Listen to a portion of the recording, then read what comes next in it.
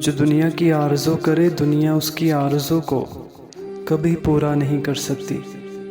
اپنے دل کو محمد صلی اللہ علیہ وسلم کی راہ محبت میں مبتلا کر دنیا کے ہر مسئلے کا حل پا سکتا ہے۔ غضب کی حالت میں کوئی فیصلہ نہیں کرنا چاہیے۔ ایک عقل مند شخص کی پہچان اس کی باتوں اور اس کے عملوں سے ہوتی ہے۔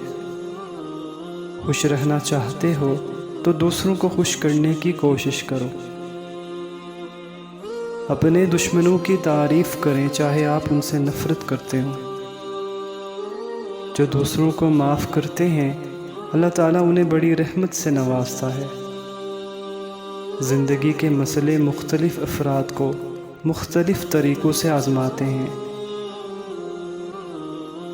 بد دعا دشمن کی حمایت کرتی ہے۔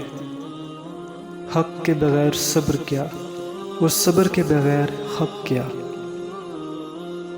عقل مند کوشش کرتا ہے کہ موقع وقت کو قابو کرے، جبکہ احمق وقت کی گرداب میں ڈوبتا ہے۔